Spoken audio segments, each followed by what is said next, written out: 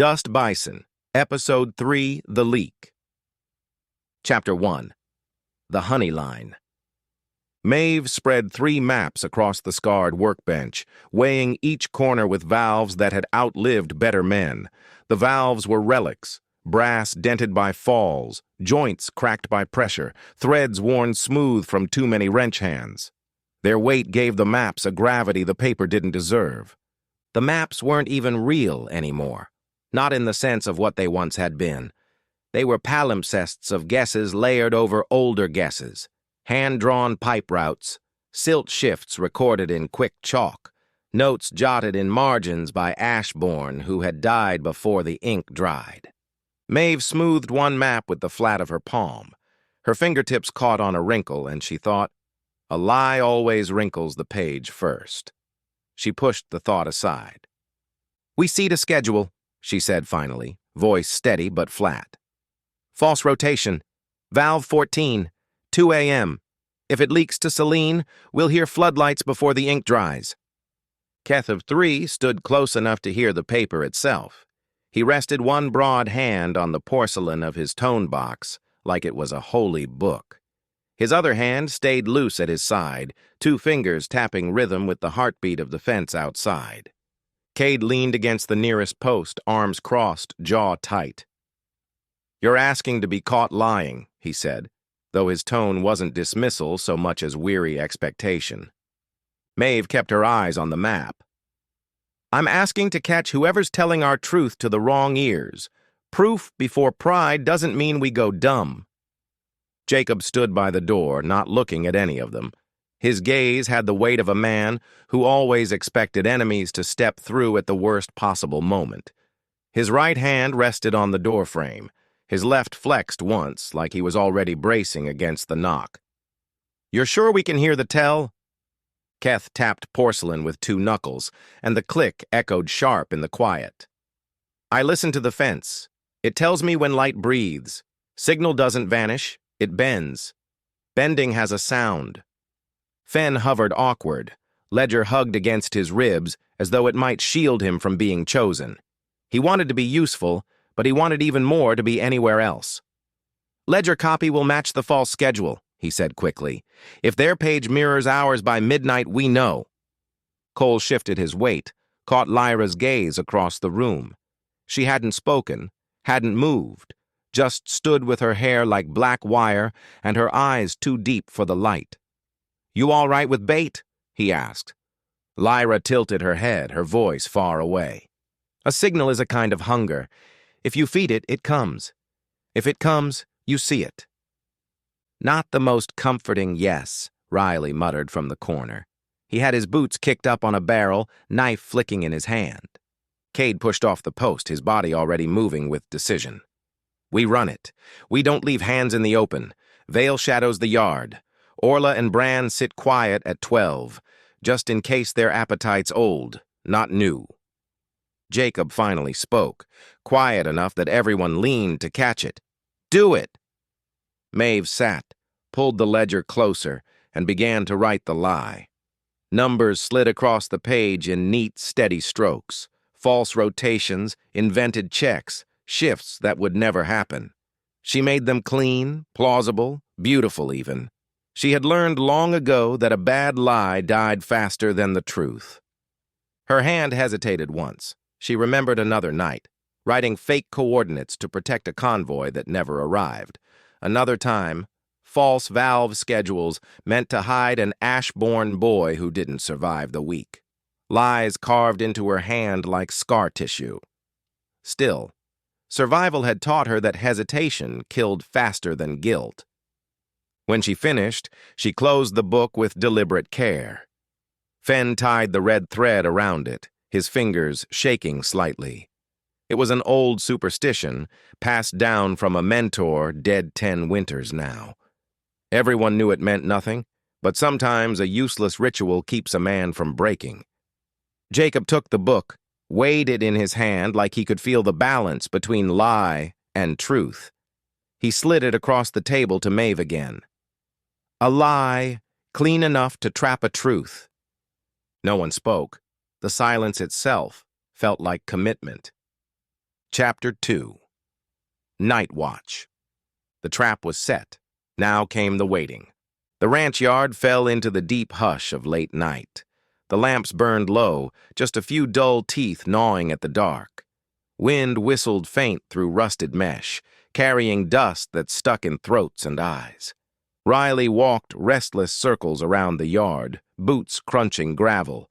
He whistled a tune that didn't exist, off-key and half-hearted. Stitch finally snapped. "You sound like a punctured bellows." He sat cross-legged in the dirt, sharpening shears with small, exact strokes. His medical kit lay open beside him, each instrument cleaned and ordered, the way a surgeon prepares for war. Riley grinned. "Better than silence. Silence makes me think too much." "Thinking's not your gift," Stitch said, not looking up. Maeve stayed near the maps, pretending to rearrange the brass weights, but her fingers kept drifting back to the ledger, to the red thread knot Fen had tied. She traced it with her thumb, thinking of the men and women who had died because a knot hadn't been enough. Fen copied entries into a second book by lantern light, lips moving silently with each number. His quill scratched like an insect's legs. Without lifting his head, he muttered, "They'll come." Lies smell stronger than truth. Keth sat cross-legged at the fence post, his tone box in his lap. His fingers tapped against porcelain in rhythms too complex for anyone else to follow. His eyes were half closed, breath shallow, like a man half inside another world. Lyra crouched near the dirt, one hand pressed flat to the ground. She whispered, though no one had asked her to speak. "The earth hums wrong tonight. Something is awake." Cole leaned against the shed, arms crossed. He tried to cut her tension with humor. "If you had to choose, dust bison steak or dust bison stew?" Lyra's gaze didn't shift. "Neither. They both remember." Cole forced a smile, but it didn't last. Jacob sat on a stool by the yard door, still as stone, his hands folded on his knees, his eyes fixed on the shadows near the east fence, unblinking. He could have been carved from the wall itself. The night dragged like iron. Each hour felt longer than the last. At 1:30, even Riley fell quiet, knife stilled in his hand. The only sound was the hum of Keth's tone box. Then Keth straightened suddenly, as if he'd heard his own name whispered by the dead. Chapter 3. The Net. "Ping," Keth said softly. "Single bite on the schedule, not outside, inside." "Inside where?" Cade's knife was already bare. Keth pressed 2 fingers to porcelain, head tilted. "Perimeter, east yard, short hop, not council bandwidth, something pretending." Jacob didn't look away from the fence. "Vale!" Silence. Then Vale was gone from where he had been, the shadows simply thinner without him. Riley and Cole bolted, low and fast across the yard. Maeve killed the lamps in reflex. Then she lit one again, dim, dirty, enough light to lie with. Keth moved toward the old windmill, his steps measured. He bent low, tone box humming. The device was no bigger than a man's thumb. Magnetized under the brace, wires twisted like veins. A repeater, soldered from patience and smuggled parts, whispering signals into the night like a child praying to gods it didn't understand. Riley raised his boot to smash it. Cade's hand shot up. "Alive! We want it alive!" Vale's pale hand slid from the dark and took the repeater whole, closing over it like water over a stone. "2 hops out," he murmured. "Mirror on the ridge. Another downstream." Then movement by the fence. Cole saw it first. Riley faster on his feet. A runner broke from scrub, Navarro colors, small pack bouncing. Vale was already there, a blur of absence. He struck like shadow, deciding to be solid again. The boy went down hard. The runner bit his cheek, tried to swallow something. Stitch was already on him, fingers wedging his jaw open. "None of that," Stitch said, calm, like correcting a child at the wrong tap. They dragged him into lamplight, young, dust-stupid, not brave, not coward, the kind Celine rented for a coin. Cade ripped a second repeater from the boy's sleeve hem, held it up. "Who gave you this?" The boy's throat bobbed. "Blue Noon." Riley frowned. "That a roster? A street?" The boy's eyes rolled, unfocused. "They said noon. Lights. Everybody sees. No shadows." Keth's voice was flat. "Council slang. Noon ops. Floodlights for transparency. Shame dressed as safety." "Not our lights," Riley muttered. "Ours don't ask permission," Cade said. Jacob crouched, hand on the boy's chin. "Who pays you?" The boy's eyes refused to meet his. "We don't say names. We don't get asked to." "Where do you stand at noon?" His voice cracked. "Valve 12. They like the view." Vale uncurled his hand, repeater glowing faint. "It listened to the ledger, not the book, the air, copies pulled over the fence." Fenn's face went pale. "From our side?" "From a place that shouldn't have a place," Vale said. Maeve's jaw locked. "Get me that place." Chapter 4. Dawn Preparations.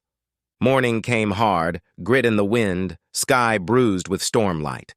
At 9 a.m., Breck posted the council vote. Stability, compact passed, narrow, numbers that stank of guilt. Celine stood beside him in a white shirt dust hadn't touched. "Noon operation," she told the square. "Audit at Valve 12, floodlights for safety. Open observers welcome." "Open observers," Riley muttered, watching. "Means cameras on every twitch." Maeve hammered her own notice beside it, chalk letters thick. "We hold the line at 12. Bring your eyes." Townsfolk read and didn't linger. Some nodded, grim. Others slipped away fast, afraid to be seen agreeing. At the ranch, Cade laid the plan bare.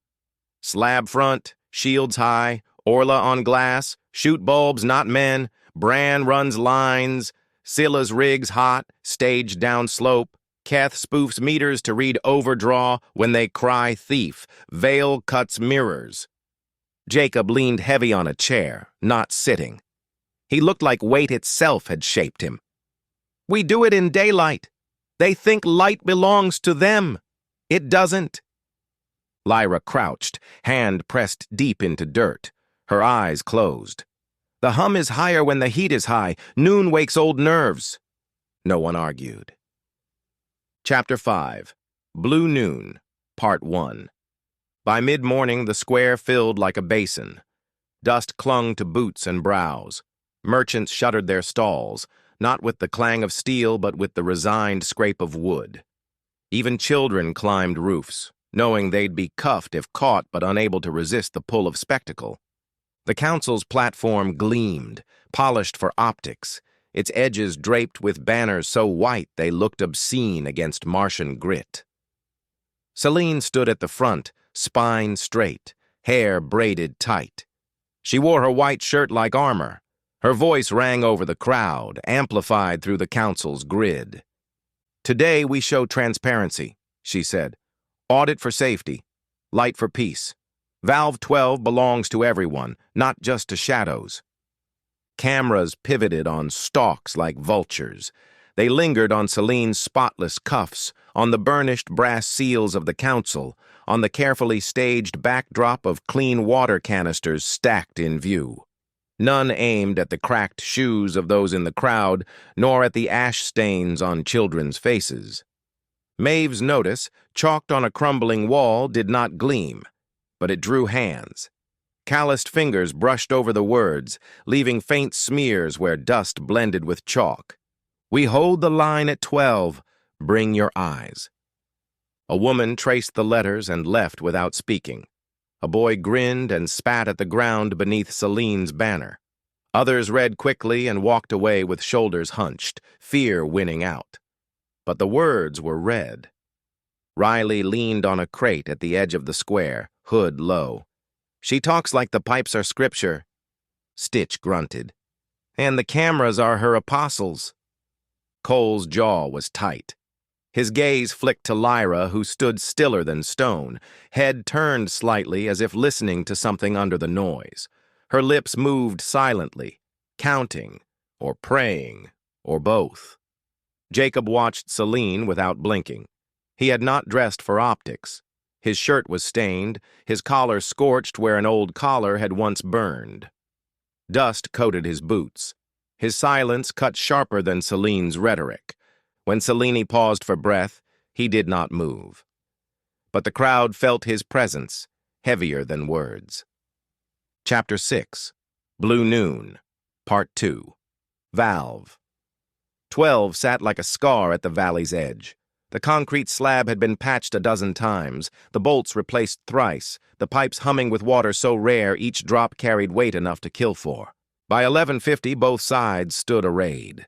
Council techs in clean vests, calibrated floodlights mounted on tall masts.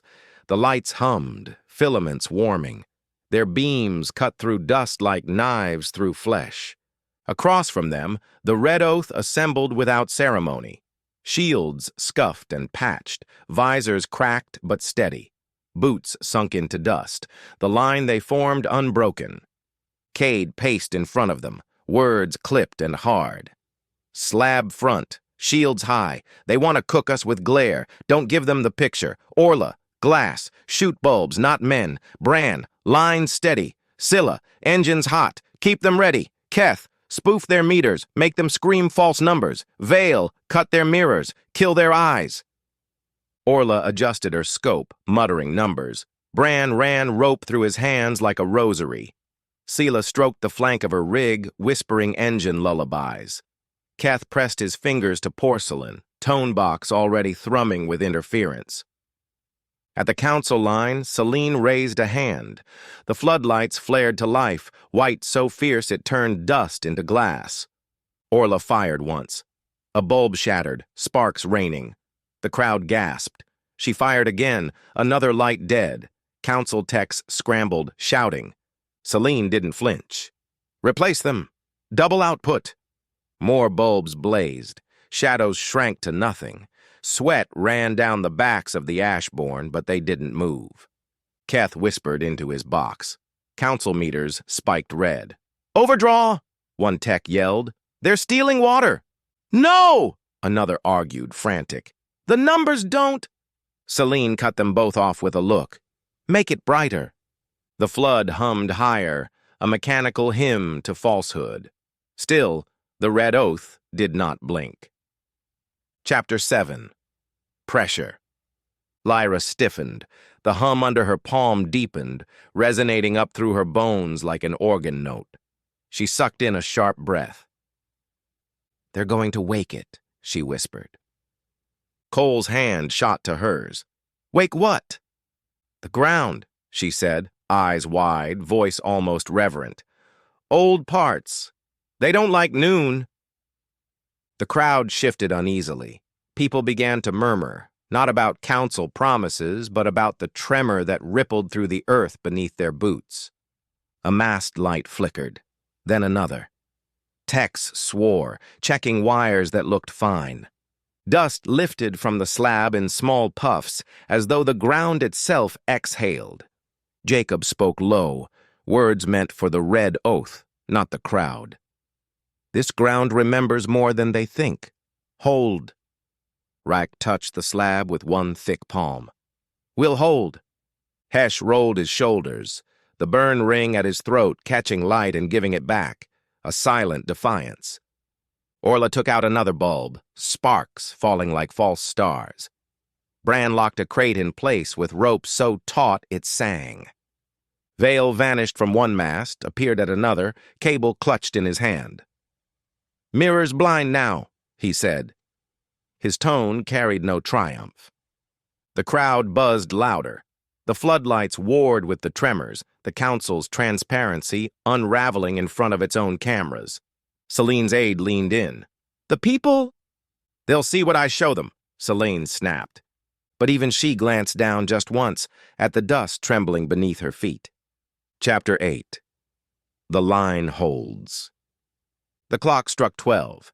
Every floodlight blazed white fire. Every Ashbourne raised shields, masks sealed. Their line did not bow, did not flinch. Cameras captured it, scarred men and women staring into glare like it belonged to them. Their sweat streaked dust into mud on their skin, but their eyes shone steady. Celine's lips tightened to a knife's edge. She whispered to her aide, words the cameras couldn't hear. Mercy without compliance is vanity. Vanity wastes water. But she did not order escalation. Not with the crowd restless. Not with the tremors shivering cameras. Not with Jacob standing still, unbroken, every lens catching him. So she forced a smile and lifted her voice. Audit complete. Compliance noted. We will reconvene. A lie, wrapped in ceremony. The council line withdrew, careful not to show haste. The floodlights dimmed. The crowd's cheer was low, cautious, but louder than fear wanted it to be. Back at the slab, Jacob walked the line, stopping at each Ashbourne long enough that men accustomed to being stared through shifted their weight easier. You don't have to like being watched, he said, voice even. You just have to hold. Reich's palm pressed to the slab. We'll hold. Lyra moved close to Cole. Her whisper was colder than the dust wind. They woke something. It's not going back to sleep. Cole swallowed, mouth dry. What is it? Lyra's gaze stayed fixed on the ground. An old hunger. It remembers chains. The floodlights cooled, shadows returned, the crowd drifted away. The cameras packed themselves back into trucks. But the valley did not feel the same. Not anymore.